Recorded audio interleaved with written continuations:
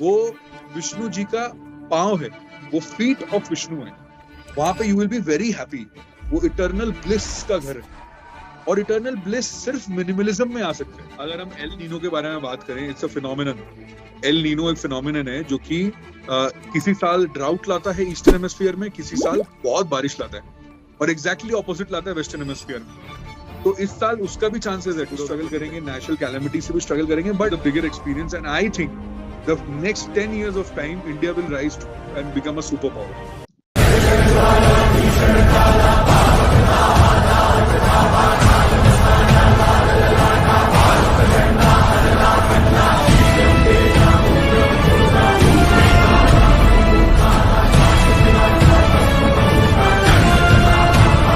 तो जय श्री राम दोस्तों, तो आप सभी का स्वागत है हमारे नए पॉडकास्ट में। और इस बार हमारे गेस्ट हैं राघव जी, जो कि हॉबी से एस्ट्रोलॉजर हैं। प्रोफेशनल एस्ट्रोलॉजर नहीं है, पर फिर भी 7 साल से प्रैक्टिस कर रहे हैं। और लिटिल में बता रहा हूँ, हमने ऑफलाइन भी काफी बातचीत की है। One of the best astrologers. अभी आप जब वीडियो देखेंगे आगे तो आपको पता चलेगा मैं क्यों ऐसा बोल रहा हूँ। तो सबसे पहले तो बहुत बहुत स्वागत है और आने के लिए बहुत बहुत शुक्रिया। Thank you for calling me. Actually मैं कभी वीडियोस अपलोड करता नहीं हूँ, तो मैं मतलब I like to stay behind the scene. पर अच्छा, मैं जब बात करूंगा तो हिंदी इंग्लिश मिक्स करके करूंगा, तो मेरी हिंदी भी वीक है और मेरा इंग्लिश भी वीक है पर फिर भी। तो एक्चुअली मैं एस्ट्रोलॉजी में आया था अराउंड 2016 में। मेरे फादर मुझे लेके गए थे साउथ इन हैदराबाद। सो हैदराबाद में मेरे फादर एस्ट्रोलॉजी में शुरू से हैं, तो he is the one who introduced me. तो उस समय मेरे एक सर है वहां पे, उनका नाम था DLN Murthy. He is a south Indian, 80 years के थे वो उस समय, एंड प्रोफेशनली एस्ट्रोलॉजर थे। तो उनके पास मैं गया था, तो मुझे बहुत इंटरेस्ट आने लग गया। मैं थोड़ा थोड़ा पढ़ा था, पर जो मेजरली मैं घुसा 2019 में। एंड कोई भी इंसान एस्ट्रोलॉजी में तभी घुसता है जब वो प्रॉब्लम में होता है, उससे पहले वो एस्ट्रोलॉजी में नहीं आता। जब आपके लाइफ में सब कुछ अच्छा चल रहा होता है, you don't care about astrology. आपको नहीं लगता कि अपनी कुंडली खोलें और चेक करें। आप जब बहुत प्रॉब्लम में होते हो, देन ओनली आपको मन करता है कि हाँ चलो कुंडली खोल लेते हैं एक बार, क्या है देखते हैं इसमें क्या चल रहा है। तो उस समय मुझे भी एक मेजर फेज आया था ऐसा कि मुझे टेंशन हो रहा था क्या करना है। और उस समय कोविड भी आ गया था 2020 में। तो 2020 में मैंने ज्वाइन किया दीपांशु जी को। मैंने उनके कोर्सेज किए, Deepanshu Giri ji, lunar astro. And मैंने मेजरली सब कुछ उनसे ही सीखा है। जितना भी मेरे को नॉलेज है मैंने उन्हीं से सीखे। तो our topic for today was Rahu and Ketu basically. तो there are various things, मतलब लोगों के मन में बहुत सारी ऐसी चीजें कि राहु आने से ऐसा हो जाता है, बहुत डर लगता है लोगों को राहु केतु से। बट कुछ सालों में, पिछले 2-3 सालों में यूट्यूब पे कुछ वीडियोस अब ऐसे आ चुके हैं जिसमें ये भ्रांतियां हट चुकी हैं।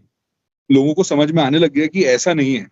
बट फिर भी if we go in the past and if we see what actually Rahu and Ketu is, तो इट स्टार्ट्स फ्रॉम जब समुद्र मंथन हुआ था उस समय, जब वो नीचे से चर्निंग ऑफ द ओशन से निकला था, जो वट एवर इट इज। तो उस समय में क्या हुआ था कि मोहिनी अवतार लिए थे विष्णु जी। एंड विष्णु जी बोले थे कि ये अमृत जो है, मतलब वो राक्षसों को बेवकूफ बना के बेसिकली देवों को वो अमृत पिलाना चाहते थे। तो उस समय जो एक राक्षस थे स्वर भानु करके, he was a very witty राक्षस। मतलब उनके दिमाग में, उनको पहले से पता था, जब वो मोहिनी को देख रहे थे कि she is continuously giving the amrit to only देव्स, तो उनको समझ में आ गया था। तो वो विष्णु जी की माया को समझ गए थे, तो वो रूप चेंज करके उस तरफ चले गए। पर उनके उधर जाते वक्त फिर वी नो द स्टोरी, हमें पूरा स्टोरी पता है कि उनका गला काट दिया गया, फिर वो राहु एंड केतु बने।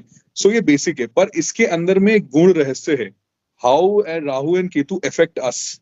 स्पेसिफिकली हमें ही क्यों अफेक्ट करता है, बिकॉज एक्चुअली में तो they are not physical planets. तो जब उनका गला कटा तो एक पार्ट सर था जिसके नीचे कोई बॉडी नहीं है, वो बना राहु, उसके सिर्फ सर है। एंड केतु बना विदाउट हेड, बिना सर के जो था वो केतु बना। तो ये इस चीज को डिनोट करता है कि Rahu thinks from the head, वो ओवर थिंकर है, मतलब वो बहुत ज्यादा दिमाग से काम करता है। एंड केतु जो है, क्योंकि उसके सर नहीं है, वो बहुत ज्यादा मन से, बहुत स्लो काम करता है और बहुत फील करके काम करता है। क्योंकि एक अंधे को आप देखोगे तो एक अंधा जो होता है वो हर चीज को टच करके समझता है कि क्या हो रहा है। तो केतु वैसा ही है, वो एक ब्लाइंड आदमी है और वो बहुत स्लो काम करेगा, वो अपने पेस पे काम करेगा, ठीक है। पर ऐसा नहीं होता कि Ketu is very slow, Ketu is also very fast planet, but उसका करने का टेक्निक इज वेरी स्लो।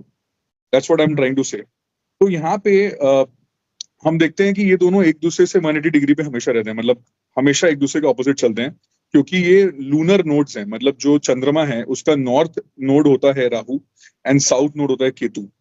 तो चंद्रमा को मस्तिष्क का कारक भी बोला गया, माथे का कारक, मन का कारक। जो हमारा मन, जो अंतर मन है, वो चंद्रमा कंट्रोल करता है, क्योंकि ह्यूमन बॉडी भी 70% पानी से बना हुआ है एंड अर्थ पे भी 70% पानी है। तो जब चंद्रमा क्रॉस करता है, ऐसे घूमता रहता है, तो high tides and low tides होता है। वैसे हमारे मन में भी वो अप एंड डाउन चलता रहता है। तो वही राहु उनका नॉर्थ नोड है और साउथ नोड है। तो वही जो शैडो गिरता है अर्थ पे, that is also a part of Rahu and Ketu. So how does it actually affect us? Is it very bad? Is it very good? ये दोनों है। We can not say it is very bad, we can not say it is very good. जैसे मैंने कहा कि Rahu is head, it is only head, it has no body. तो Rahu is always over ambitious. हर चीज को लेके वो ओवर एम्बिशियस है। वो जहां पर भी आपके कुंडली में बैठेगा, आपको ऐसा लगेगा कि उस जगह को लेके आप एकदम ओवर एम्बिशियस हो जाओगे कि नहीं, ये तो मुझे कर ही लेना है, ऐसा तो मुझे चाहिए। तो वो क्या हो गया, वो एक ईगो बूस्ट हो गया। तो अब हम लोग, ये ईगो कहाँ से आया? ये ईगो सन से आया, ये सूर्य से आया। ये ऐसा सूर्य से क्यों आया? क्योंकि सूर्य की रोशनी जब चंद्रमा में पड़ती है, फिर वो शैडो अर्थ पे आता है, राइट? वो जो अमावस्या और वो होती है, तो that is also part of Rahu Ketu thing only, right? So how do we understand कि वो ईगो सन से कैसे आ रहा है, the good ego and the bad ego? क्योंकि Rahu is also a king. जो स्वर भानु थे वो थे, रावण एक राजा थे राक्षस पर राजा थे। तो उनके अंदर भी वो ईगो बूस्ट वाली नेचर है। He is also like a king. तो उनके अंदर जो ईगो बूस्ट आती है वो खराब ईगो बूस्ट है। मतलब वो इंसान उस समय इतना ज्यादा पावर में पागल हो जाता है, क्योंकि उस समय राहु उनको जादू करके दिखाता भी है। राहु शोज दैट मैजिक और उसे बहुत कुछ अचीव करा देता है overnight, because that person continuously works for that. वो हमेशा उसी चीज के पीछे पड़ जाता है, वो ऑब्सेस्ड हो जाता है उस चीज को लेके। मान लीजिए हम लोग कुंडली के एग्जाम्पल समझते हैं कि अगर वो 5th हाउस में है, तो मैं 5th हाउस क्या हो गया? बेसिकली हो गया हमारा पूर्व पुण्य।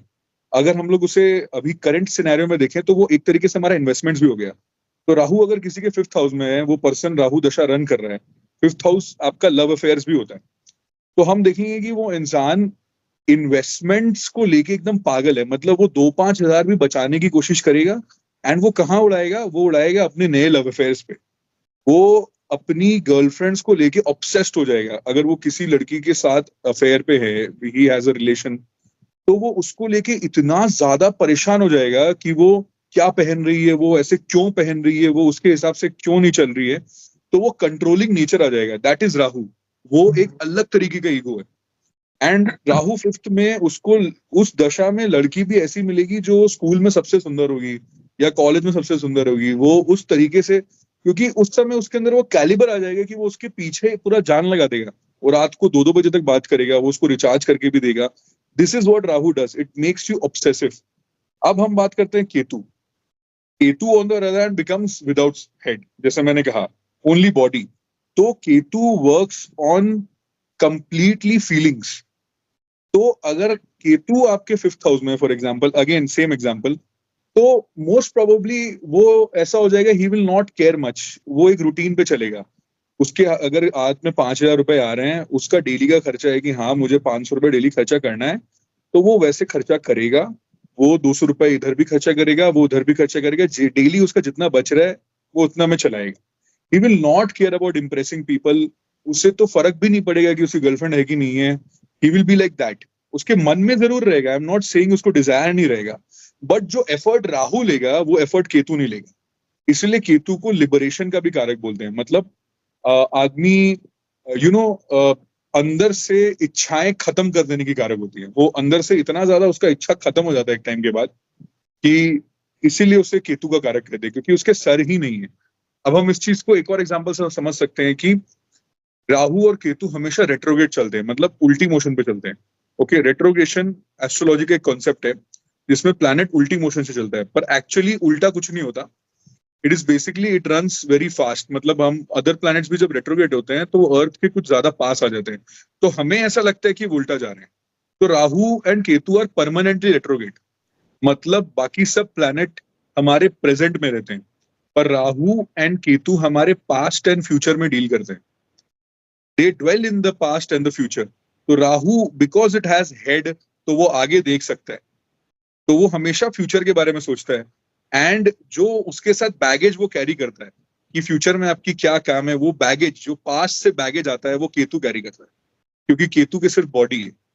तो केतु एक ऐसा ग्रह है, अगर एक इंसान के सर हट गया हो, उसके हाथ में आप तलवार चला दीजिए तो उसके अंदर है, वो अपना तलवार ऐसे ऐसे घुमाता है, तो वो पीछे पास्ट को इफेक्ट करता है एंड केतु फ्यूचर को इफेक्ट करता है।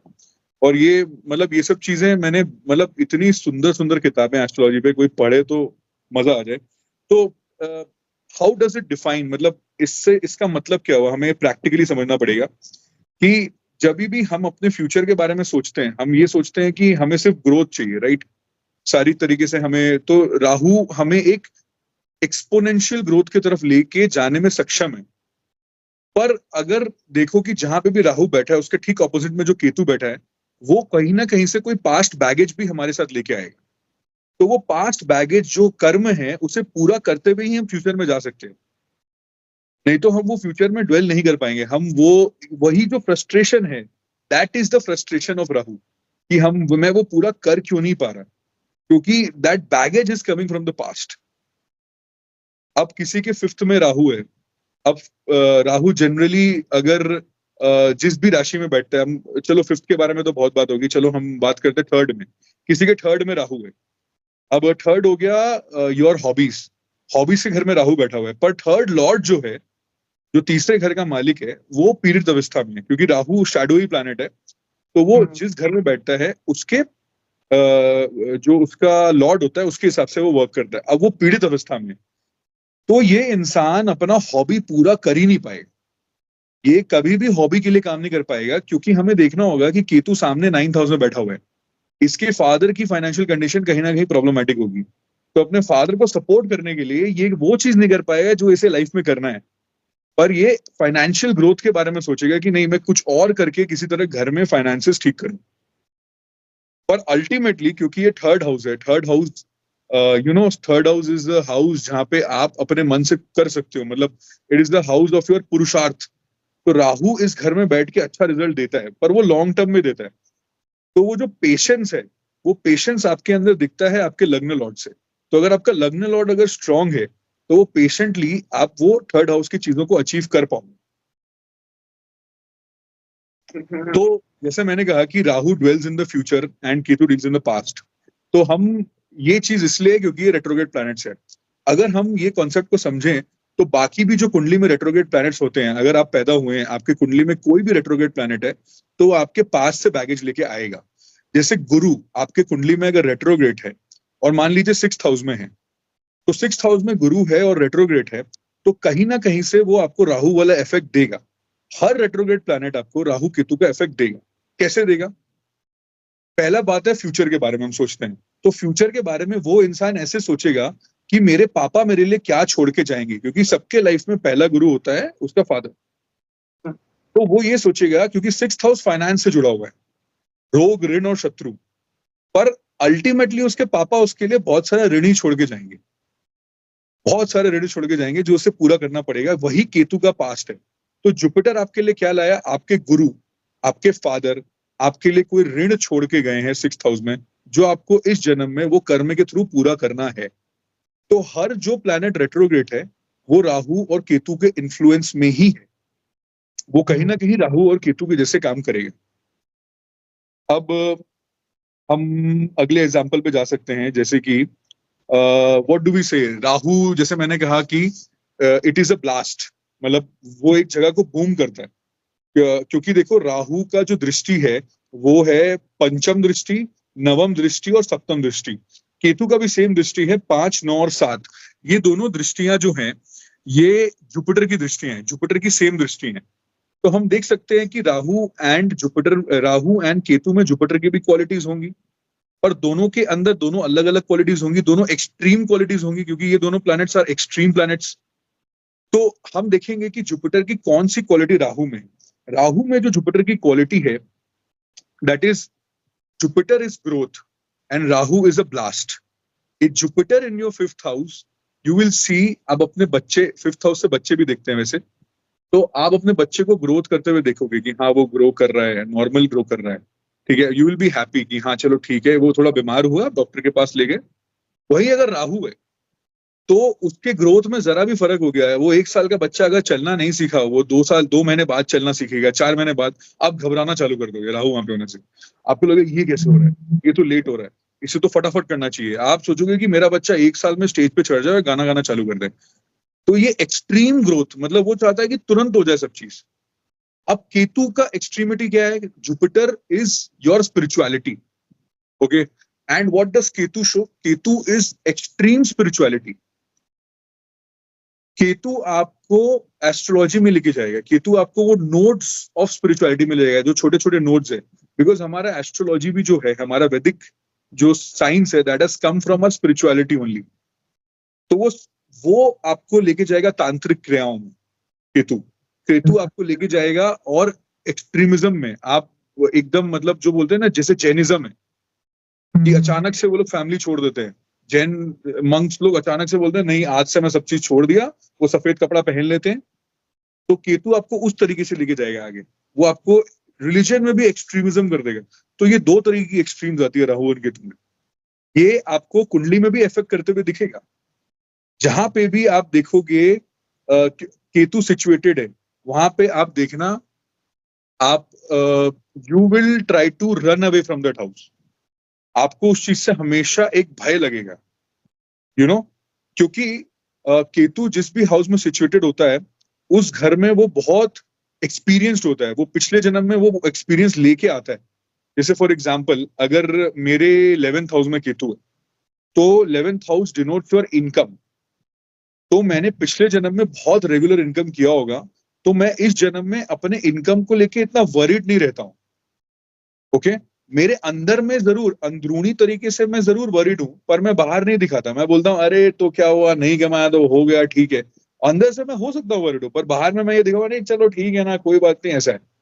अब वही राहु अगर 11th हाउस में है, तो मैंने पिछले जन्म में उतनी कमाई नहीं करी है, मैं वो चीज भोगा नहीं हूं उतने अच्छे से। तो राहु अगर इधर है, मैं लड़ जाऊंगा, अरे ऐसा क्यों नहीं हो रहा। अगर मेरे अंदर में ऐसा कुछ आ रहा है ना कि नहीं नहीं मेरे को इतना ही कमाना है, मेरे अंदर में ऐसा है, मैं अपने बॉस से भी लड़ जाऊंगा कि नहीं यार मेरे को रेस चाहिए ही चाहिए।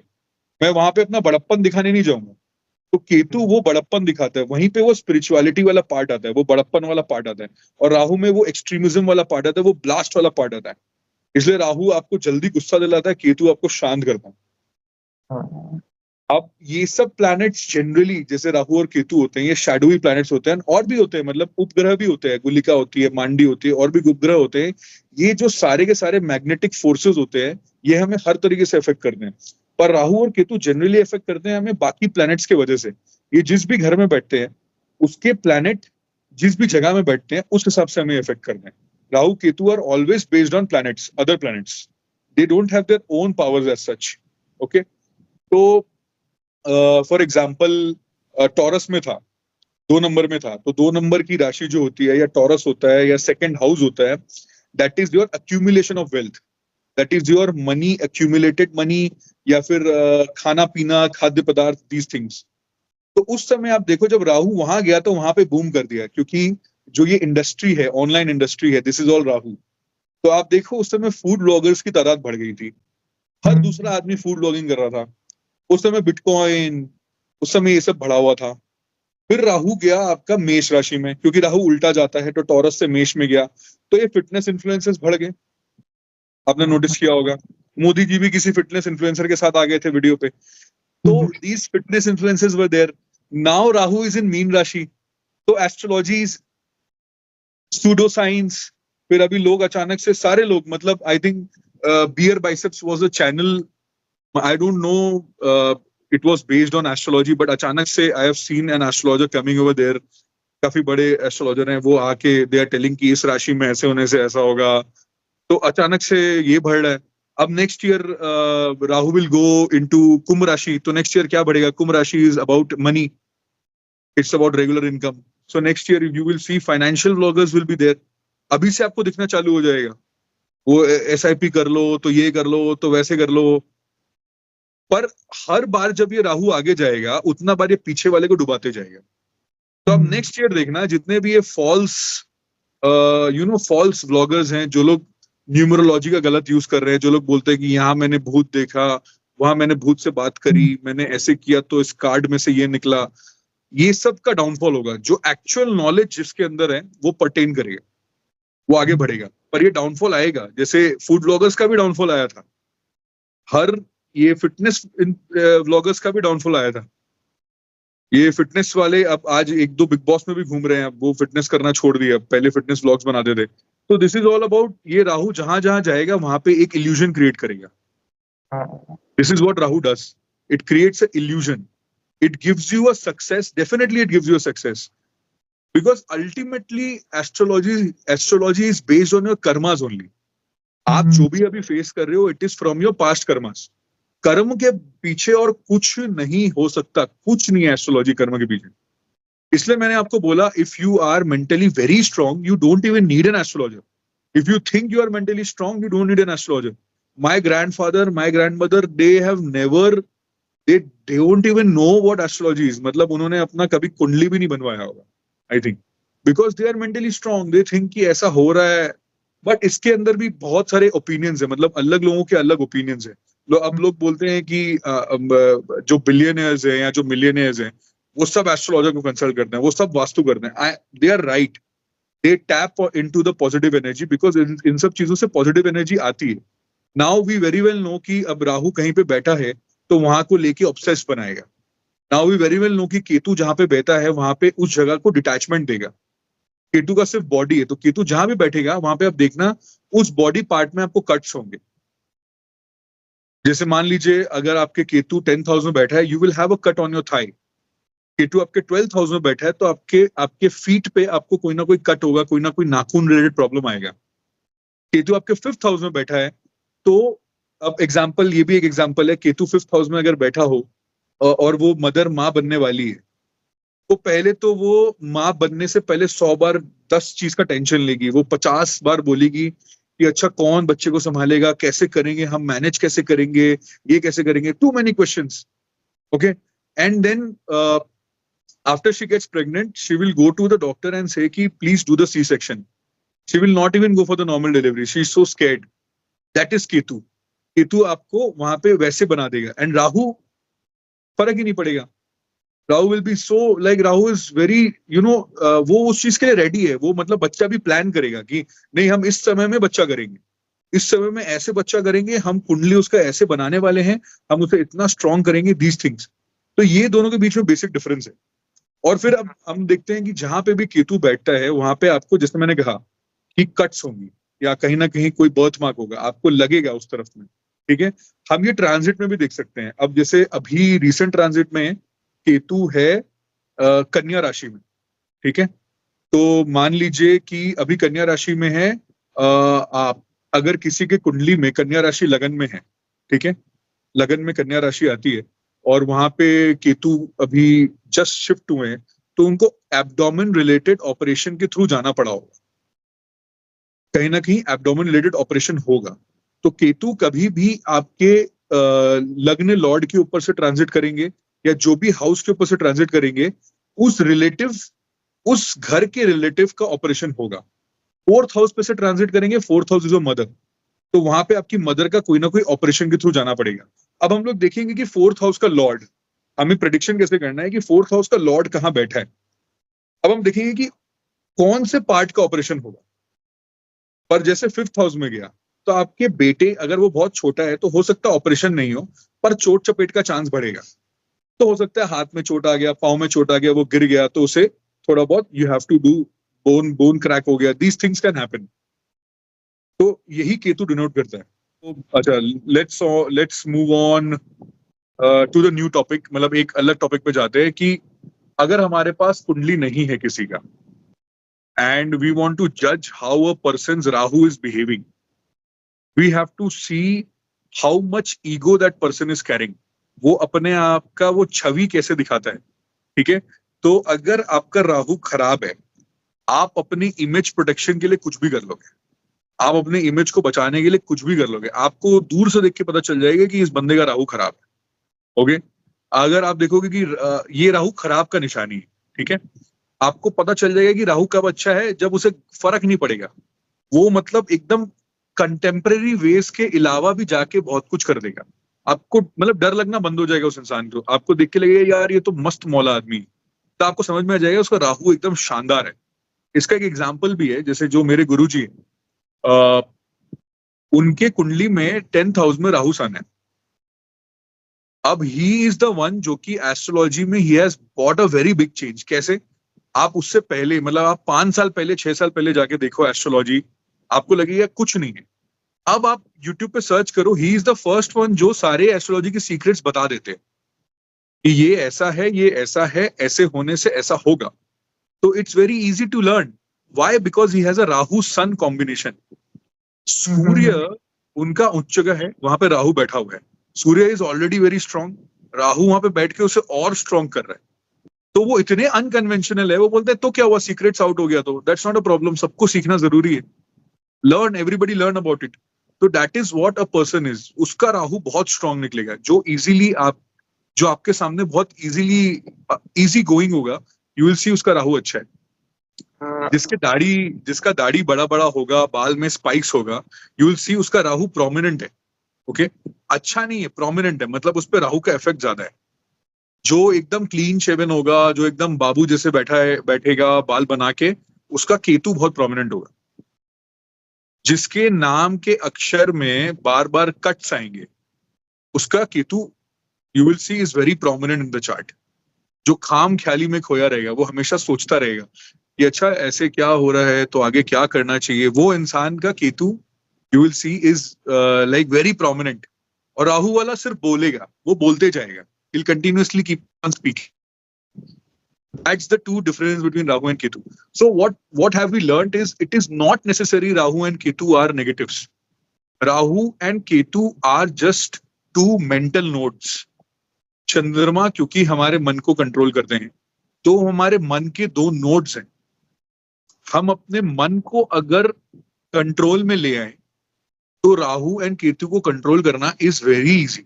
इसका एक और एग्जाम्पल है, there is one more book, Valmiki's astropalmistry. उसमें ऐसा कहा गया है, and it's a very good book, I think. उसमें बहुत अच्छे से रामायण को डिपिक्ट किया गया है। उसमें बोला गया है कि राम जी, ये 3 कॉन्सेप्ट है। राम जी थे आपके लग्न, लग्न मतलब सोल, जहां से आप राइज कर रहे हो, ठीक है। उसमें कहा गया है कि राम जी लग्न थे और रावण था चंद्रमा, मतलब मन था रावण। तो आप देखो कि एक सोल जो था वो लिबरेटेड होता है, वो अपने मन को कंट्रोल कर पाता है, ठीक है, और अपने ईगो को भी कंट्रोल कर पाता है। तो अब बचता ही ईगो। ईगो कौन था? ईगो था सुग्रीव। सुग्रीव को बोला गया सूर्य का कारक, उसके अंदर ईगो भरा हुआ था।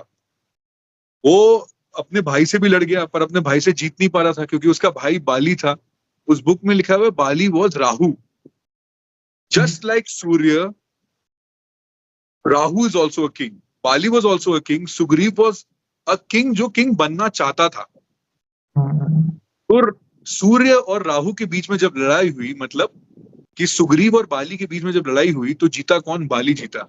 Rahu was able to overpower Surya, because Rahu के अंदर वो माया पकड़ने की शक्ति है जो सूर्य के अंदर नहीं है। पर उसे सूर्य को जिताया किसने? सूर्य को जिताया राम ने। And how did Ram do it? Because Ram is your लग्न. लग्न is the overall capabilities. And when we go to moon now, when sun and lagna, मतलब सूर्य आपके लगन में आ चुका है। सुग्रीव ने अपने ईगो बूस्ट करते हुए भी, मतलब वो जब जीत भी गया था, जब राम जी ने बलि को मार दिया था, वो कुछ दिन ईगो बूस्ट में चला गया था, वो वहां पे नाच गाना देखने लग गया था। तब वहां पे अचानक से लक्ष्मण जी आ गए गुस्से में, तो उनको फिर बोला कि आप ऐसा क्यों कर रहे हो। लक्ष्मण जी को बोला गया है कि लक्ष्मण जी शेषनाग के अवतार थे, तो वो शनि थे। तो शनि, अगर हम एस्ट्रोलॉजी में जाएं, एस्ट्रोलॉजिकल कॉन्सेप्ट या हमारे हिस्ट्री में जाएं, तो शनि को सूर्य का बेटा बोला गया है। पर शनि से सूर्य इसलिए डरते हैं क्योंकि सूर्य की गलती थी। There is a big story behind it, तो वो मैं डिस्कस नहीं करूंगा। तो जैसे ही वहां पे लक्ष्मण जी गए तो उनको रियलाइज हुआ कि ही इज रॉन्ग, वो अपने ईगो में बहुत पागल हो चुके हैं। तब वो राम जी के साथ मिलकर रावण को हराया उन्होंने। इन सब स्टोरीज में आप देखोगे, ये जो सारी स्टोरीज में आप देखोगे, there is a character called Hanuman which was Jupiter. तो वो जुपिटर और वो सूर्य आपके लगन में बहुत स्ट्रांग हो जाता है। वहीं पे वो जो राहु आपके लगन में आ जाता है, तो वो दोनों का काम करता है। वो सूर्य जैसा राजा भी है और वो गुरु जैसा बुद्धि भी रखता है, उसके पास सब कुछ है, बट उसके अंदर वो पेशेंस नहीं है, उसके अंदर वो चरित्र हो सकता है नहीं हो। तो हम ये नहीं बोल सकते कि राहु खराब है, हम ये बोल सकते हैं कि आपके ऊपर डिपेंड करता है कि आप राहु को कैसे रख रहे हो। We go to our next topic, that is Saturn coming into the Meen rashi next year. इसीलिए दुनिया में इतनी सारी बातें हो रही है कि ये मीन राशि में सैटर्न आ रहा है, तो भाई ये क्या होने वाला है, ये अर्थ तो एंड होने वाला है, ये तो फिर से 2012 आने वाला है, सब धरती खत्म होने वाली है।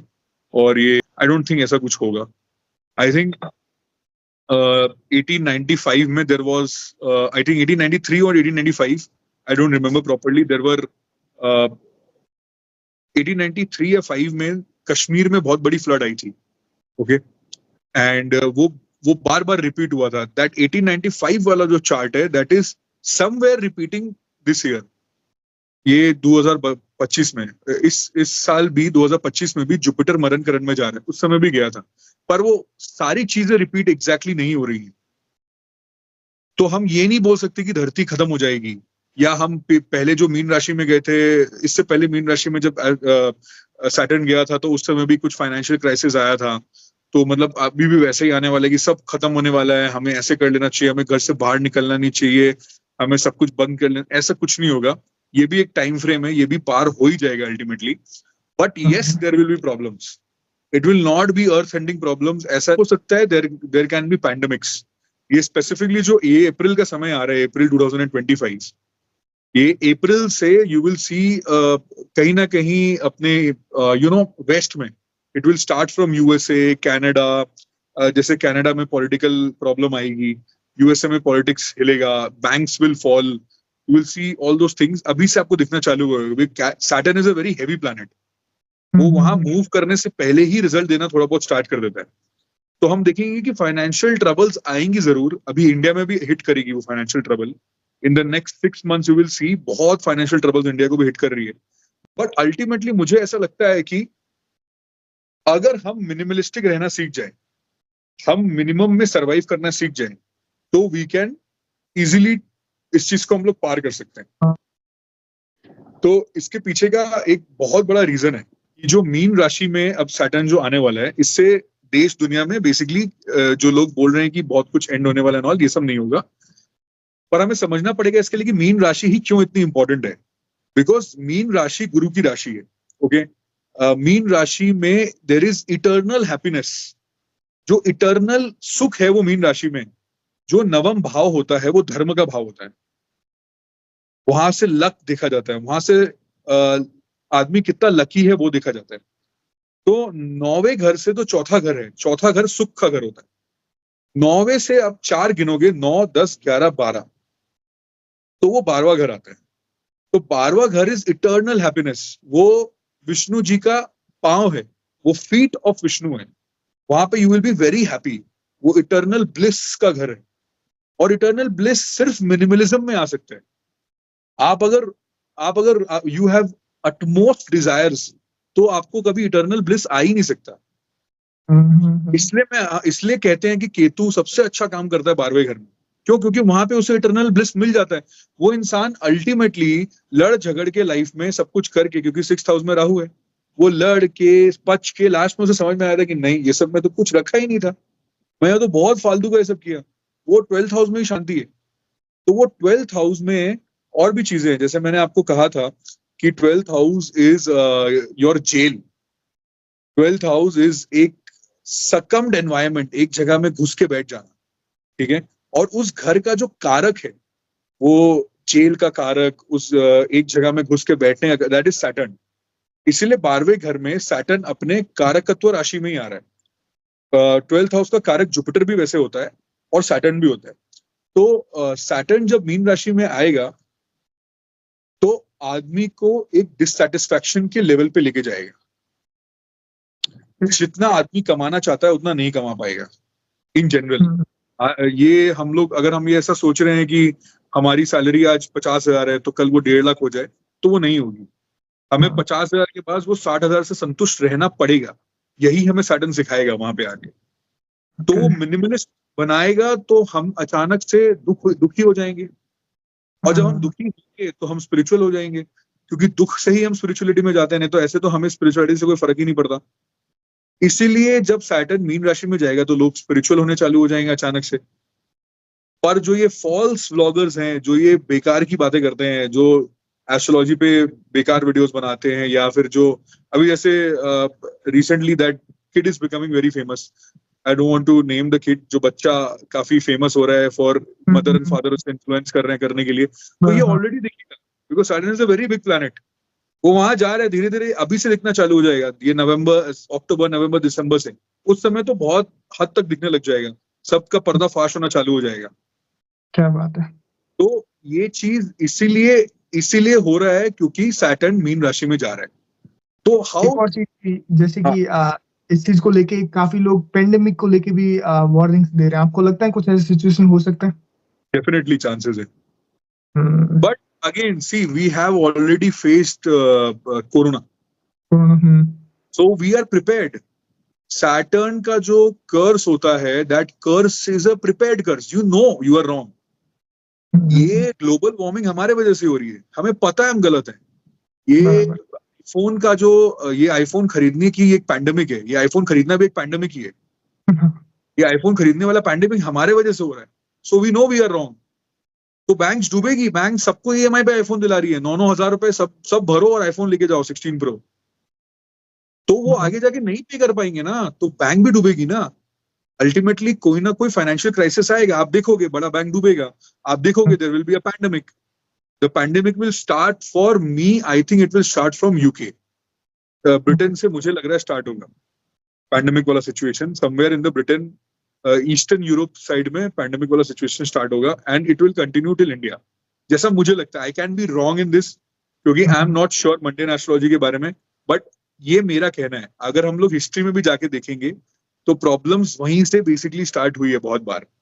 पर इस बार ईस्टर्न नेशन की कोई गलतियां नहीं होंगी ज्यादा, ना चाइना की कोई बहुत बड़ी गलती होगी, ना इंडिया की पैंडेमिक में कोई गलती होगी बड़ी। इस बार वेस्टर्न नेशन की ही ज्यादा गलती होगी। अगर हम एल नीनो के बारे में बात करें, it's a phenomenon. El Nino एक फिनोमिनन है जो कि किसी साल ड्राउट लाता है ईस्टर्न हेमिस्फीयर में, किसी साल बहुत बारिश लाता है, और एग्जैक्टली ऑपोजिट लाता है वेस्टर्न हेमिस्फीयर में। तो इस साल उसका भी चांसेस है 2025 में कि बहुत बारिश या बहुत ड्राउट। तो अर्थक्वेक, नेचुरल कैलेमिटीज ये होंगी। That doesn't mean the earth is going to end. Don't stop studying, exams के लिए प्रिपेयर करो, पढ़ाई करो, आगे बढ़ो। ऐसा नहीं है कि सब कुछ खत्म होने वाला है, this is not going to happen. And I think मैं लोगों को यही बोलूंगा कि if you are interested in astrology, start with Brihat Parashara होरा शास्त्र। You will learn a lot from that book. Read Dipanshu Giri's books. There are a lot of books. Go to his channel. There are free courses. तो आपको भी समझ में आएगा कि डरने का कोई जरूरत नहीं है। ये लोग जो ऑनलाइन आ रहे हैं और बोल रहे हैं कि ऐसा होने वाला है, एस्ट्रॉइड हिट करने वाला है, हम सब खत्म होने वाले हैं, डायनासोर आने वाले, ये सब नहीं होने वाला, इतना कुछ नहीं होने वाला। हाँ, but there will be financial struggles, लोग फाइनेंशियल स्ट्रगल करेंगे। हो सकता है there will be solar flare होने से electronic gadgets will work less, electrical appliances में प्रॉब्लम्स आएंगी।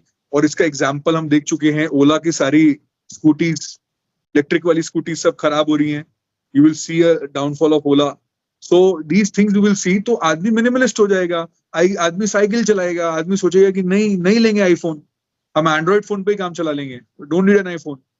सो बेसिकली सैटर्न मीन राशि में जाके आपको बस यही सिखाएगा कि do rain water harvesting, solar panels लगाओ घर पे, इलेक्ट्रिसिटी बचाओ, खर्चा कम करो, ठीक है। और वो कैसे दिखाएगा? अगर आप मान लो मेरे को कोई भी एक लगन के बारे में बोलो जिसके बारे में आपको जानना है, लेकिन मेष लग्न, 12वें घर में शनि जाएगा, तो मेष लग्न को क्या प्रॉब्लम है, हम इसे पूरी तरीके से तोड़ेंगे धीरे धीरे करके। हम आपको बताएंगे कि कैसे ऐसा होने वाला है, एग्जैक्टली ऐसा ही होगा। अगर आप मेष लग्न हो, गुरु आपके अभी सेकंड हाउस में गोचर कर रहा है, नेक्स्ट ईयर वो थर्ड हाउस में गोचर करेगा। नवम का मालिक और 12वां का मालिक सेकंड हाउस में अभी गोचर कर रहा है गुरु। मतलब आपके फादर ने कोई ना कोई प्रॉपर्टी खरीदी है इस साल और आपने भी उसमें योगदान किया है अपने जॉब के पैसे से या अपने बिजनेस के पैसे से, जैसे भी। नेक्स्ट ईयर जब गुरु मरण करण में चला जाएगा तो आपके फादर इनकेपेबल हो जाएंगे पैसा कमाने में, और सैटर्न आ जाएगा 12वें, तो खर्चा का प्रेशर आप पे बढ़ गया अचानक से। 12वें घर में आया, 12th house is your isolation, 12th house is your expenditure. 12वां घर, अभी हम 12वें घर के बारे में बात कर रहे थे, लिबरेशन। तो आपको कहां से शांति मिलेगी वहां पे? आपको अपना इन्वेस्टमेंट तोड़ के वो खर्चा को पूरा करना पड़ेगा। आप अंदर से कुड़ोगे, क्योंकि आप देखो नेक्स्ट ईयर राहु जा रहा है 11th हाउस में मेष राशि के लिए, और केतु जा रहा है 5th हाउस में मेष राशि के लिए।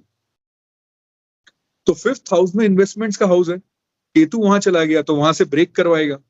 जैसे हमने डिस्कस किया था, केतु ब्रेक्स, तो वहां इन्वेस्टमेंट टूटेगा, और वो इन्वेस्टमेंट कहां जाएगा? अभी जो आपने घर लिया है उसकी किश्तियों में जाएगा। तो ये आपको बेसिकली सैटर्न आपको उस जगह पे मिनिमलिस्ट कर दिया कि नहीं, मेरे को इतना में चलना है भाई, मेरे को इतना में चलना पड़ेगा। आपके लगन में, मीन राशि के लिए सैटर्न लगन में गोचर करेगा, मतलब पैसा आएगा। 11th हाउस का मालिक है, लगन में आ रहा है, पैसा आएगा। खर्चा भी उतना ही आएगा, क्योंकि 12वें घर का भी मालिक आ रहा है। और खर्चा किस पे आएगा? आपके खुद के ऊपर आएगा। मीन राशि वालों, आपके ऊपर आएगा, आपके हेल्थ पे आएगा, क्योंकि लगन है आपका हेल्थ। लगन का मालिक होता है गुरु, वो नेक्स्ट ईयर 3rd हाउस में जा रहा है, सॉरी 4th हाउस में जा रहा है। तो जब तक वो 3rd हाउस में है, मार्च तक वो 3rd हाउस में है, तब तक आपके हेल्थ के ऊपर खर्चा करना पड़ेगा। और जब वो 4th हाउस में चला जाएगा तो आपकी मदर का हेल्थ खराब होगा, उस पर खर्चा करना पड़ेगा। तो वो आपको इफेक्ट लगन का ही दे रहा है, हेल्थ का दे रहा है, पर किसके हेल्थ का दे रहा है वो आपको डिस्पोजिटल समझना पड़ेगा। वो गुरु आपके 4th हाउस में आ गया तो आपकी mother.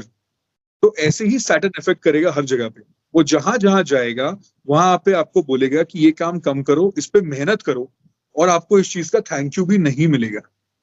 I will not even say thank you to you, because मैं वहां आ चुका हूं। आपका काम है वो काम करना। I am not here to give you medals, I am here to make you work, and आपको ग्राइंड करते रहना पड़ेगा। तो exactly what Saturn will do. और इसके ऊपर मैं कुछ छोटे छोटे वीडियोस बना के मैं इंस्टाग्राम चैनल पे भी डालूंगा, तो उससे बहुत क्लियर हो जाएगा। बट बेसिक कॉन्सेप्ट यही है कि सैटर्न मीन राशि में ओवरऑल वर्ल्ड में एक फाइनेंशियल डाउनफॉल लाने वाला है। People are going to struggle for money overall, and disease से भी स्ट्रगल करेंगे, नेचुरल कैलेमिटी से भी स्ट्रगल करेंगे, बट वर्ल्ड एंडिंग इवेंट नहीं आ रहा। वर्ल्ड वॉर 3 का स्टार्ट नहीं है। There will be wars in different places. There can be a Chinese aggression or aggression of countries in India also. वो भी आप देख सकोगे, पर ऐसा कोई भी सिचुएशन नहीं आएगा जिससे सब कुछ बंद हो जाएगा। ये सिचुएशन आई फील नहीं आएगा। कोविड वाला सिचुएशन कैन रिपीट, उस समय भी हमने सरवाइव किया था और हमें एक्सपीरियंस हुआ था, और अब हम फिर सरवाइव करेंगे with a bigger experience. And I think the next 10 years of time, India will rise to, and become a superpower. There's a big chance that India will become a superpower. क्या बात है। तो जितने भी दर्शक हैं, मेरे ख्याल से आपको राहु केतु और जो नेक्स्ट ईयर शनि मीन का होने वाला है उसमें काफी ज्यादा क्लियरिटी आई होगी। और सबसे मेन चीज है कि डरने का कोई भी जरूरत नहीं है, खुद पे काम कीजिए, चीजों को समझिए और उस हिसाब से जो एक्शंस लेंगे वही काम आएगा। राहु केतु के भी केस में आपने देखा कि जो भी वो इफेक्ट देते हैं, सबसे मेन आपके कर्म है, किस हिसाब से आप कर्म करते हैं और किस हिसाब से उसका आपको रिजल्ट मिलेगा। जो कुंडली भी होता है वो बेसिकली हमारे पूर्व जन्म के कर्मों के आधार पे ही बनता है, तो सारी चीजें कर्मों पे आके ही खत्म होती हैं, तो उसी को सही रखिए। तो राघव जी, जैसा कि अब हम वीडियो के एंड में आ चुके हैं, तो एक लाइव कुंडली रीडिंग कर सकते हैं हम? जी 100% फॉर श्योर। ओके, तो डिटेल्स मैं आपको देता हूँ, फिर हम स्टार्ट करते हैं इसमें, है ना? Sure sure.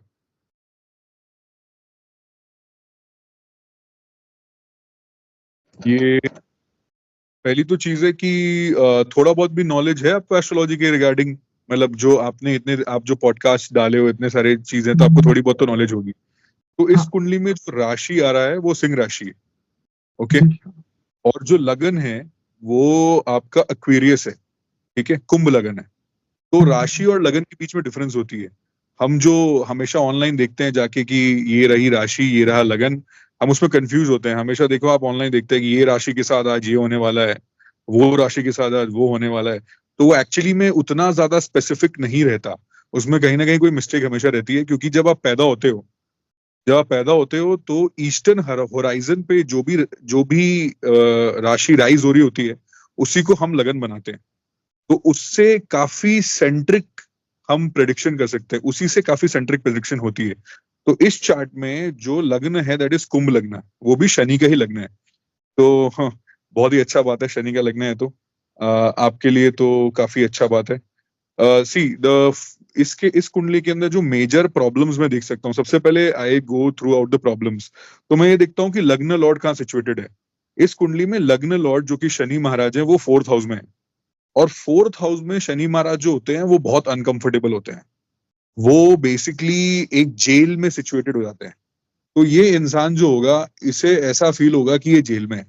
पहली बात, ये एक बंद कमरे में रहना ही पसंद करेगा मोस्ट ऑफ द लाइफ। तो इस बंदे के लाइफ में अगर ये कोई काम ऐसा करता है कि वो अंदर ही बैठ के करे, एक कमरे के अंदर बैठ के करे, तो ये इसका शनि बहुत अच्छा काम करेगा, बहुत तगड़ा काम करेगा। आप देखो ऐसी एक चार्ट और है, आप नोटिस करना, जो लॉरेंस बिश्नोई है, जो अभी खास करके कुछ फेमस हुए हैं, तो उनका भी मुझे परफेक्ट चार्ट नहीं पता, but I just know from various sources कि 4th हाउस में सैटर्न है। तो बंदा जेल में बैठ के ही जो कर रहा है। तो मतलब ये मैं ये नहीं बोल रहा कि ये चार्ट लॉयर, मतलब ये आदमी कोई गैंगस्टर है, बट हाँ, ये एक बेसिकली चार्ट ऐसा है जो आदमी एक जगह बैठे बैठे सारा काम करना चाहता है, ये अपने जगह से हिलना नहीं चाहता। पर इस इंसान के लिए I think the best thing is to do cooking at home. इस इंसान को खुद के लिए खाना पकाना चाहिए, जो कि ये मोस्टली नहीं करना चाहेगा, ये बाहर से खाना चाहेगा। और इसके खाने में सबसे ज्यादा आप नोटिस करना, खाने में बाल निकलेगा। आप नोटिस करना कि जब भी ये इंसान खाना खाएगा तो उसके खाने में बाल निकलेगा। ओके, आपने कभी ऐसा नोटिस किया है कि ऐसा कभी हुआ हो कि खाते समय खाने में बाल निकला हो? और ये आप खाने को लेके, मतलब this person will be very choosy about fooding, मतलब खाने को लेके इतना ज्यादा चूजी होना कि मतलब आदमी परेशान हो जाए। तो ये चूजी पना और ये जो सेंट्रिक एक जगह बैठने का एटीट्यूड है, इसे चेंज करना बहुत जरूरी है इस इंसान को। अब हम किसी भी कुंडली को जज करते हैं तो सबसे पहले हम लग्न लॉर्ड देखते हैं। लग्न लॉर्ड हो गया कुंडली का मालिक, तो वो हीरो हो गया चार्ट का।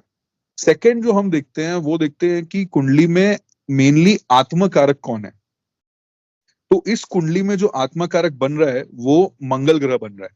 ठीक है, मंगल और वीनस दोनों ही 27 डिग्री पे है। मंगल है 27.12 डिग्री एंड वीनस है 27.8 डिग्री। तो काफी क्लोज है, तो दोनों ही हम एक तरीके से आत्मा कारक के श्रेणी में ला सकते हैं। वैसे जो सेकंड वाला होता है वो अमात्य कारक होता है, फिर भी हम इसे एक आत्मा कारक की श्रेणी में इसलिए ला सकते हैं क्योंकि इस इंसान के लाइफ में बड़ा चेंजेस तब होगा जब ये वीनस के दशा में केतु आएगा इसके कुंडली में, या फिर सूर्य के दशा में राहु आएगा। तो इस कुंडली में जो ये इंसान को नेम फेम, एक जो स्टेपिंग स्टेयर मिलेगा, वो 2022 के जून जुलाई में मिलेगा। सबसे पहले जब उसका वीनस केतु का दशा चल रहा होगा, उस समय में ही आई थिंक वीनस केतु है। Just a second, let me see planetary position, Vimshottari dasha, या इट इज अराउंड जुलाई 2022। इस समय में वीनस, क्योंकि इसके 5th हाउस में सिचुएटेड है, वीनस नेम एंड फेम देने का कारक है, पैसे का कारक है। और इस कुंडली में वीनस बनता है भाग्य का स्वामी, 9th हाउस का स्वामी।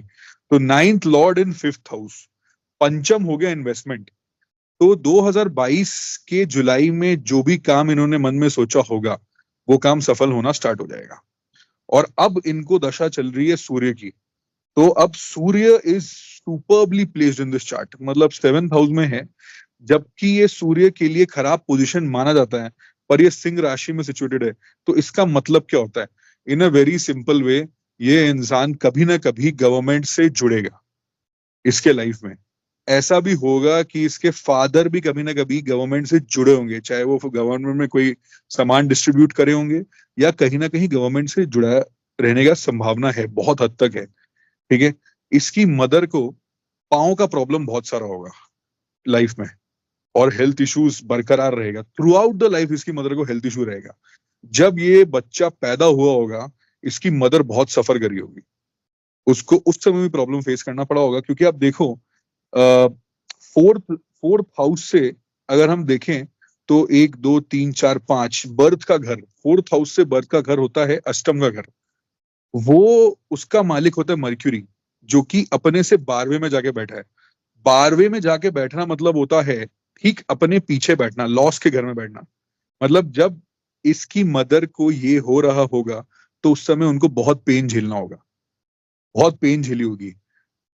इसकी मदर जिस घर में शादी करके आई है, मतलब इसके फादर के घर में, उस घर में बहुत कलेश हुए होंगे, तो ये प्रॉब्लम्स इनको झेलना पड़ा होगा। अच्छा, this person will get famous, ये अल्टीमेटली ये इंसान बहुत पैसे जमा कर पाएगा, मतलब ये जोड़ पाएगा पैसे। आप देखो इनका फिफ्थ हाउस बहुत स्ट्रांग है।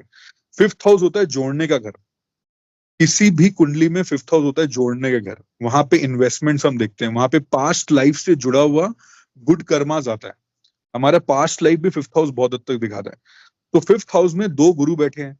एक है जुपिटर, जो कि देव गुरु हैं, देवों के गुरु। एक है शुक्र, जो कि दैत्य के गुरु हैं। दोनों गुरु बैठे हैं फिफ्थ हाउस में। वहां पे बैठा है एक्सपेंशन का कारक राहु। राहु एक्सपैंड्स। राहु कुछ भूत नहीं है, Rahu will expand things sitting in that house. तो ये इंसान को जमाखोरी करने का प्रॉब्लम होगा, ये इंसान को हर चीज जमा करने में मजा आएगा। मतलब ये इंसान अगर मान लीजिए स्पेसिफिकली ये इंसान फेमस होगा ऑनलाइन क्योंकि फिफ्थ हाउस में राहु है। तो अगर ये ऑल्सो अभी इसका जो सन का दशा चल रहा है, इसमें ये गवर्नमेंट रिलेटेड बहुत इन्वेस्टमेंट्स करेगा, गवर्नमेंट के बॉन्ड्स में इन्वेस्ट करेगा, ये सब चीजें बहुत करेगा। इसका एक रेगुलर सोर्स ऑफ इनकम अब डेवलप होने वाला है। क्योंकि आप देखो अब इनका आने वाला है सूर्य राहु नवंबर से। तो 2 प्रॉब्लम हुई, फिफ्थ हाउस में बैठा है। Rahu is also a king. Rahu Rahu actually में वॉज फ्रॉम अ राजघराना। तो वो जो राजघराने से आया है, तो ये दोनों राजाओं के कॉम्बिनेशन आ रहे हैं इसके। तो अभी ये पीट के पैसा कमाने वाला है ये सूर्य राहु की दशा में। तो there is no issue as such इनके कुंडली में अभी जो आने वाली है, besides health issue. I don't think कुछ मेजर इशू आने वाली है। अच्छा, लाइफ में इनको जो जो अब देखो, हम फिफ्थ हाउस के बारे में इतना बात कर लिए, तो फिफ्थ हाउस से हम स्टमक भी देखते हैं। और हमें बचपन से हमारी दादियां and all people in our house tell की problems will always start with stomach. जो भी मेजर प्रॉब्लम है वो स्टमक से चालू होता है। तो इस इंसान को भी जो मेजर प्रॉब्लम चालू होने वाले हेल्थ इश्यूज, वो स्टमक से ही चालू होंगे। इनको जो भी प्रॉब्लम्स आएंगी वो स्टमक से आएंगी। इनको शुरुआत से पता चल जाएगा कि इनका स्टमक खराब है। तो इनको क्या करना चाहिए कि जो सबसे पहले मैंने बोला था, सैटर्न फोर्थ हाउस, बाहर का खाना बंद, घर में खुद कुकिंग करना सीखो एंड थोड़ा थोड़ा अपने हाथ का खाना खाओ। ठीक है। सेकेंडली, बॉडी पेन, क्योंकि सैटर्न फोर्थ हाउस का है एंड ये combination fifth house is very heavy. Twelfth house का भी इफेक्ट आ रहा है, तो फीट पेन, पांव से रिलेटेड पेन होगा। आप देखो कि हर हाउस को आपको नोटिस करना होगा। जैसे लग्न इज योर होल बॉडी और हेड स्पेसिफिकली, वैसे ट्वेल्थ हाउस आते आते हम ऐसे घूमते हैं पूरा, 12वें घर आते आते दैट बिकम्स योर फीट। तो वो फीट भी एक्टिवेट हो रही है इस साल, तो वो पांव से रिलेटेड पेन भी आएगा। अब देखो कि जुपिटर और वीनस दोनों गुरु एक साथ बैठे हैं। आप नोटिस करो कि गुरु तो कभी भाग दौड़ के काम नहीं करते, वो तो एक जगह बैठते हैं और ऑर्डर देते हैं। तो आपका वो हाउस भी एक्टिवेटेड है, तो आप बैठे बैठे भी रहोगे, तो बैठने से क्या होगी, ओबेसिटी, तो वेट भी बढ़ेगा। तो ये जो दशा आने वाला है, इसमें आपका वेट भी बहुत बढ़ेगा। आपको थ्रोट इन्फेक्शंस का भी कारक है, आपको थ्रोट इन्फेक्शंस भी बहुत ज्यादा होंगे, क्योंकि मून प्लस मर्क्यूरी का कॉम्बिनेशन एक बन रहा है। तो थ्रोट इन्फेक्शंस होगी, स्किन डिजीज होगी। आपको बचपन में मतलब कभी स्मॉल पॉक्स हुआ है? रिगार्डिंग दिस कुंडली, डू यू नो कि कभी ऐसा कोई पॉक्स रिलेटेड प्रॉब्लम हुआ है? हाँ। Is also. So why so many diseases? मैं ऐसा बार बार क्यों बोल रहा हूँ कि डिजीज होगा, बाकी सब तो अच्छा मैं बता रहा हूँ, ये डिजीज मैं बहुत ज्यादा क्यों बोल रहा हूँ? क्योंकि हमें देखना होगा 11th हाउस, जिसे कुंडली में जो सिक्स्थ से सिक्स्थ है, मतलब मोस्टली आप एस्ट्रोलॉजर्स को बोलोगे सुनते हुए कि sixth house is your disease. Okay, रोग ऋण शत्रु का घर है सिक्स्थ हाउस। आप 6 से जब 6 काउंट करोगे तो 11वां घर आता है। 11वां घर is also disease and it is even long term disease. तो आप देखो आपके इस कुंडली में 11th लॉर्ड जो है, 11वें का जो स्वामी है, वो फिफ्थ हाउस में बैठा है, पंचम में, पेट में जाके बैठा है। 11वें का स्वामी आपके पेट में जाके बैठ गया, तो लॉन्ग टर्म पेट से बीमारी चालू होगी और फिर ये बीमारी फैलेगी। तो इससे सबसे पहले तो अपने पेट को बचाना है, उसके बाद बाकी सब बीमारियां अपने आप सॉल्व हो जाएंगी। हम लोग ये नोटिस करते हैं कि फिर ये 5th लॉर्ड जाके बैठता है 7th हाउस में। तो ये बंदे का कर्म कहाँ जाके एंड होता है? ये बंदे को अपने लाइफ में अपनी वाइफ का सेवा करना है, अपनी मदर का सेवा करना है, क्योंकि ये बंदा अपने लाइफ में अपने पिताजी का बहुत सेवा नहीं कर पाया। इसके पिताजी अपने बड़े भाइयों से अपने लाइफ में बहुत लड़े। उनके फादर के साइड में जो प्रॉब्लम्स फेस उनको करना पड़ा है, lot of problems in the father side, lot of problems. पर बहुत सारी अच्छी चीजें हैं, जैसे 10th हाउस में मंगल है। मंगल 10th हाउस में तो एक तो कारक, ऊपर से अपने राशि में, ऊपर से भद्र योग बना रहा है। एक पंच महापुरुष योग में से एक योग है भद्र योग, वो बना रहा है। तो मतलब ये इंसान इतनी ऊंचाइयां छूने वाला है कि आप सोच नहीं सकते। आप देखो, एंड अभी वो दशा भी स्टार्ट हो गई है। आई थिंक मंगल, सूर्य में मंगल लगते ही एक और अच्छा जंप मिलने वाला है। मैं बताता हूँ एग्जैक्टली कौन से डेट पे। मैं आपको डेट्स भी बता सकता हूँ, जैसे अभी ये जुलाई 2024 के बाद ही लंबा जंप मिला होगा। अब ये 9/11/2024 के बाद सूर्य राहु में भी एक जंप मिलेगा। सो दीज अब 2025 जब अक्टूबर आएगा उसमें भी एक बड़ा जंप मिलेगा। तो ये लगातार एक से बड़ा जंप मिल रहा है। It will not B stagnant, ये बड़े बड़े जंप्स होते जाएंगे इसके लाइफ में। तो ये कुंडली बहुत शानदार है इस मामले में। तो ये बहुत नेम एंड फेम वाली कुंडली है। केतु 11th हाउस में चला है, तो पिछले जन्म में, और वहां पे है 9 नंबर की राशि, तो पिछले जन्म में इस इंसान ने कहीं ना कहीं रिलीजन के लिए बहुत कुछ किया है, रिलीजन के लिए पैसा खर्चा किया है। तो इस जन्म में ये इंसान जब मंदिर जाता होगा, इसे कोई कहता होगा कि अरे उस बॉक्स में 500 रुपए डाल दो, तो ये इंसान नहीं डालेगा। ये बोलेगा ठीक है मैं डाल दूंगा, मैं अपने हिसाब से करूंगा, you don't have to tell me what to do. Because ये इंसान उस चीज को एक्सपीरियंस करके आया है। ये इसने भी धर्म के लिए बहुत कुछ किया है, ऐसा नहीं है इसने नहीं किया है। इसलिए केतु इसे धर्म की राशि में 11th हाउस में मिला है, इन धनु राशि इन दी 11th हाउस। सो इससे ऑटोमेटिकली, एंड केतु जब 11th हाउस में होता है, बंगाली में एक कहावत है, एकादशर केतु पौरेर धोनेर सेतु। That means when you have Ketu in ekadash bhav, 11th भाव, ये इंसान पैसा किसी की भी तरह कमा लेगा। ही हैज अ ब्रिज, किसी और ने उसके लिए एक ब्रिज बना के दिया है जिसपे वो चलेगा तो पैसा कमा लेगा। एंड वो ब्रिज जरूरी नहीं है, मतलब इसका बोलने का तात्पर्य ये है, नॉट नेसेसरीली आपको किसी ने सपोर्ट किया हो, इसका बोलने का तात्पर्य ये है कि this man is mentally so strong at a point, because he has taken so much that he knows subconsciously कि ये मेरे को करना है। He has all planned it out, इसने सब चीज चॉक आउट कर लिया। He did. बस और कोई क्वेश्चंस हो रिगार्डिंग दिस चार्ट तो यू कैन आस्क। मेरे ख्याल सब कुछ आपने कवर कर दिया है इसमें। मेरे ख्याल से हो गया है सब कुछ इसमें। So, what do you think? How was the prediction? Like, how much did it match? बहुत सही। जितने भी दर्शक मैं बता दूं आपको, ये मेरी फ्रेंड की कुंडली है तो मुझे पता है उसके बारे में काफी कुछ, और इन्होंने बहुत बहुत सटीक प्रिडिक्शंस किए, खासकर कि जो इन्होंने बताया 3 सिबलिंग्स वगैरह परफेक्टली। तो मेरे ख्याल से one of the best astrologer मैं मानूंगा अब तक जिससे मैं मिला हूँ। Okay. Bravo. So this is definitely not me. ये सिर्फ possible हुआ है because of my Guruji. I have learnt a lot from Dipanshu ji, and उन्होंने मतलब basically I had a time in my life जब I was trying to, मतलब मैं ऐसे पोजीशन पे आ गया था कि मैं सुसाइड कर लूंगा। मैंने मतलब हाथ वाथ काट वाट लिया था। मैं बोला मैं तो जाऊंगा मरने के लिए, क्योंकि ऑब्वियसली सबके लाइफ में एक डिप्रेशन वाला फेज आता है। तो उस समय मुझे मेरे गुरुजी ने उससे बाहर निकाला। And then I had a lot of friends in astrology. अगर आपको ये प्रेडिक्शन अच्छा लगा तो मेरे और फ्रेंड्स हैं जो प्रोफेशनली करते भी हैं, और they are very good. But I am just telling you कि these things, if you learn it from whole heart and if you have that idea in your mind कि आपको प्लैनेट्स को समझना है एज अ कैरेक्टर, इसे डरना नहीं है, तो फिर you will not be scared. You will know कि हाँ ऐसा होने वाला है मेरे साथ, ये मेरा बिहेवियर है, मैं ऐसा ही हूं। रावण न्यू कि वो वैसा है, तो उसने कोशिश ही नहीं की लास्ट में। वो चाहता तो कोशिश कर सकता था, he could have restored everything, but he new वो वैसा ही है। इतना बड़ा पंडित था, आगे आते आते उसे समझ में आ चुका था कि ये मेरे कर्म में लिखा है, मेरे को विष्णु के हाथ मरना होगा। तभी मैं वापस जा सकता हूँ वैकुंठ। तो he did it purposely. So it is all about how much you can know about yourself. The more internally you know, उतना इफेक्ट करता है। तो बहुत हद तक रेमेडीज मैटर करती हैं, पर आपके जो कर्म है ना, वो आप इसी के थ्रू चेंज कर सकते हैं। मतलब इस इंसान की कुंडली में he can do a lot of remedies, but जो मेजर रेमेडीज इज वो कर्म करना। कर्म से ऊपर there are no remedies, there can not be remedies, ऐसा हो ही नहीं सकता। ओके, क्या बात है। तो जितने भी दर्शक हैं, मेरे ख्याल से मैंने जैसे कि पहले बोला, one of the best astrologers जिनसे मैं मिला हूं अभी तक, और बहुत ही सटीक प्रिडिक्शंस में बोलूंगा, काफी हद तक चीजें मैच कर रही हैं। और बाकी आज जितनी भी डिटेल्स है इनसे जुड़ने की, वो मैं डिस्क्रिप्शन में डाल दूंगा, एक बार जरूर से चेकआउट कीजिए इनके सोशल मीडिया हैंडल्स वगैरह, तो आपको और भी नॉलेज मिलेगा। तो बस उसी के साथ एंड करते हैं इस पॉडकास्ट को।